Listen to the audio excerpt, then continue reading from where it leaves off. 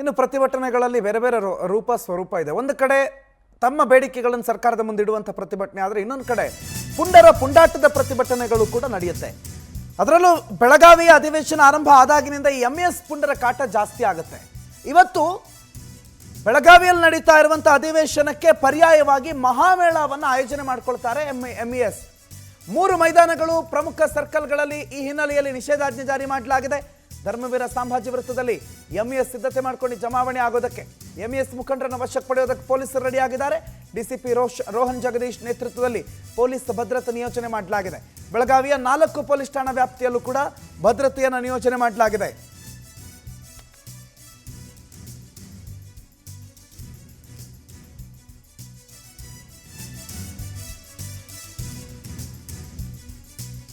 MES ಪುಂಡ್ರ ಗಲಾಟೆಗಳು ನಿಮಗೆ ಗೊತ್ತೇ ಇದೆ. MES ಬೆಳಗಾವಿ ಮಹಾರಾಷ್ಟ್ರಕ್ಕೆ ಸೇರಿರೋದು, ಬೆಳಗಾವಿಯ ಒಂದಿಷ್ಟು ಗ್ರಾಮಗಳು ಮಹಾರಾಷ್ಟ್ರಕ್ಕೆ ಸೇರಿರೋದು ಮತ್ತು ಬೆಳಗಾವಿಯಲ್ಲಿ ಕರ್ನಾಟಕದ ಶಕ್ತಿ ಪ್ರದರ್ಶನವೋ ಕರ್ನಾಟಕದ ಅಧಿವೇಶನ, ಕರ್ನಾಟಕದ ಆಡಳಿತಾತ್ಮಕ ಯಾವುದೇ ಡೆವಲಪ್ಮೆಂಟ್ಗಳಾಗಬಾರ್ದು ಅನ್ನೋ ನಿಟ್ಟಿನಲ್ಲಿ ನಿಮ್ದು ಇದಾದರೆ ನಮ್ದು ಅದು ಅಂತ ಹೇಳಿ ಮಹಾಮೇಳ ಅನ್ನೋದನ್ನು ಪ್ರತಿ ಅಧಿವೇಶನ ಸಂದರ್ಭದಲ್ಲಿ ಮಾಡ್ತಾರೆ.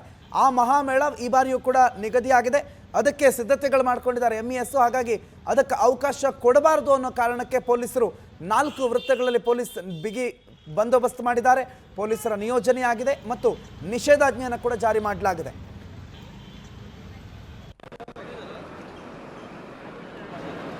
ಇಲ್ಲ, ಮಹಾಮೇಳಗೆ ಯಾವುದೇ ತರ ಅವಕಾಶನ ನಾವು ಕೊಟ್ಟಿಲ್ಲ. ಆಲ್ರೆಡಿ ಪ್ರೊಹಿಬಿಟರಿ ಆರ್ಡರ್ಸ್ ಕೂಡ ಮಾನ್ಯ ಪೊಲೀಸ್ ಆಯುಕ್ತರು ಪಾಸ್ ಮಾಡಿದ್ದಾರೆ. ಮತ್ತೆ ಅದೇ ರೀತಿಯಾಗಿ ನಮ್ಮ ಬಾರ್ಡರ್ ಚೆಕ್ ಪೋಸ್ಟ್ ಕೂಡ ಬಹಳ ನಾವು ಫೋರ್ಟಿಫೈ ಮಾಡಿದೀವಿ. ಸಿಟಿಯಲ್ಲಿ ಕೂಡ ಎಲ್ಲ ಸೆನ್ಸಿಟಿವ್ ಪ್ಲೇಸಸ್ ಅಲ್ಲಿ ನಮ್ಮ ಫಿಕ್ಸ್ ಪಾಯಿಂಟ್ಸ್ ಮತ್ತೆ ಬಂದೋಬಸ್ತ್ ನಾವು ಮಾಡಿದೀವಿ. ತಾವೆಲ್ಲ ನೋಡಿರುವ ಹಾಗೆ ಎಲ್ಲ ಇಂಪಾರ್ಟೆಂಟ್ ಸರ್ಕಲ್ಸ್ ಅಲ್ಲಿ ಹೆಚ್ಚಿನ ಸಂಖ್ಯೆಯಲ್ಲಿ ಪೊಲೀಸ್ನ ನಾವು ಡಿಪ್ಲಾಯ್ಮೆಂಟ್ ಮಾಡಿದೀವಿ. KSRPಗೆ ಡಿಪ್ಲಾಯ್ ಮಾಡಿದೀವಿ. ಮತ್ತೆ ಸ್ಟ್ರೈಕಿಂಗ್ ಪಾರ್ಟೀಸ್ಗೂ ಸಹ ನಾವು ಡಿಪ್ಲಾಯ್ ಮಾಡಿದೀವಿ. ಮತ್ತೆ ಡ್ರೋನ್ನ ಕೂಡ ನಾವು ಬಳಕೆ ಮಾಡ್ತಿದೀವಿ. ಸೊ ಇದಕ್ಕೆ ಯಾವುದೇ ರೀತಿಯಲ್ಲಿ ನಾವು ಅವಕಾಶ ಮಾಡಿಕೊಟ್ಟಿಲ್ಲ.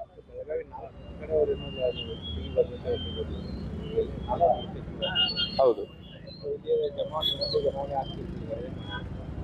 ಇಲ್ಲ, ನಾವು ಎಲ್ಲ ಸಿಚುವೇಶನ್ ಬಗ್ಗೆ ನಾವು ಅಲರ್ಟ್ ಇದ್ದೀವಿ. ನಿನ್ನೆ ನೈಟ್ ಇಂದಾನೇ ಮತ್ತೆ ಲಾಸ್ಟ್ 2 days ಇಂದ ನಾವು ಇದ್ರ ಬಗ್ಗೆ ಕೆಲಸ ಮಾಡ್ತಿದ್ದೀವಿ.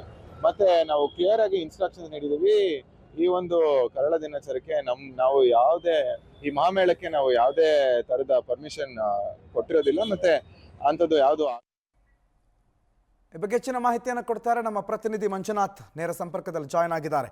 ಮಂಜುನಾಥ್, ಒಂದ್ ಕಡೆ MESನ ಮಹಾಮೇಳವನ್ನ ಸಿದ್ಧತೆಯನ್ನ ತಡೆಯೋದಕ್ಕೆ ಪೊಲೀಸರ ಭದ್ರತೆ ಯಾವ ರೀತಿಯಲ್ಲಿದೆ, ಯಾವ ರೀತಿ ಪೊಲೀಸರು ಇದಕ್ಕೆ ಸಿದ್ಧತೆ ಮಾಡ್ಕೊಂಡಿದ್ದಾರೆ ಮಂಜುನಾಥ್? ರಾಜ್ಯ ಸರ್ಕಾರ ಚಳಿಗಾಲದ ಅಧಿವೇಶನವನ್ನು ಅದ್ದೂರಿಯಾಗಿ ಈಗಾಗಲೇ ಪ್ರಾರಂಭ ಮಾಡಿದೆ.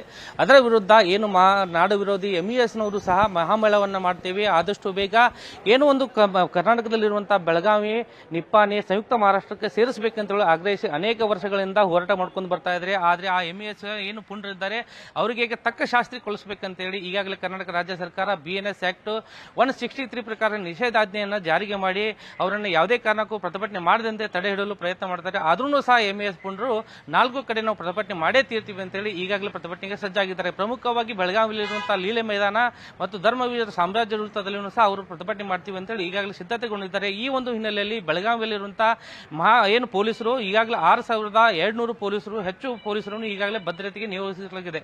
ಯಾವುದೇ ಕಾರಣಕ್ಕೂ ಆ ಮಹಾಮೇಳವನ್ನು ಮಾಡಲು ಬಿಡಬಾರದು ಅಂತ ಹೇಳಿ ರಾಜ್ಯ ಸರ್ಕಾರ ಕಟ್ಟಪ್ಪಣೆಯನ್ನು ನೀಡಿದೆ. ಹಿನ್ನೆಲೆಯಲ್ಲಿ ಈಗಾಗಲೇ ಬೆಳಗಾವಿಯ ಮಹಾನಗರ ಪಾಲಿಕೆಯ ಏನು ಪೊಲೀಸ್ ಆಯುಕ್ತರಂತ ಎಡಾಮಠನವರು ಆದೇಶ ಮಾಡಿದರೆ 163 ಆದೇಶ ಪ್ರಕಾರ ಒಂದು ನಿಷೇಧಾಜ್ಞೆಯನ್ನು ಜಾರಿ ಮಾಡಿ ಯಾವುದೇ ಕಾರಣಕ್ಕೂ ಮಾಡದಂತೆ ತಡೆಯನ್ನು ಹೊಡೆದಿದ್ದಾರೆ. ಆದರೆ ಮಹಾರಾಷ್ಟ್ರ ಪುಂಡರು ನಾವು ಪ್ರತಿಭಟನೆ ಮಾಡೇ ಮಾಡ್ತೀವಿ ಅಂತ ಹೇಳ್ತಾ ಇದ್ದಾರೆ. ಅಷ್ಟೇ ಅಲ್ಲದೆ ಮಹಾರಾಷ್ಟ್ರದ ಏನೊಂದು ಆದಿತ್ಯ ಠಾಕ್ರೆ ಏನಿದ್ದಾನೆ, ನಾಡದ್ರೋಹಿ ಆದಿತ್ಯದಾರಿಯ ಒಂದು ಆದೇಶವನ್ನು ಮಾಡ್ತಾನೆ, ಅವನು ಒಂದು ಉದ್ದಟತನವನ್ನು ಪ್ರದರ್ಶನ ಮಾಡ್ತಾ ಇದ್ದಾನೆ ಅಂತ ಹೇಳಬೇಕಾಗುತ್ತೆ. ಪ್ರಮುಖವಾಗಿ ಕೇಂದ್ರ ಸರ್ಕಾರ ಇದರಲ್ಲಿ ಮಧ್ಯಪ್ರವೇಶ ಮಾಡಿ ಬೆಳಗಾವಿಯನ್ನು ಕೇಂದ್ರಾಡಳಿತ ಪ್ರದೇಶ ಮಾಡಬೇಕಂತೇಳಿ ಹೇಳಿಕೆ ಕೊಡ್ತಾನೆ.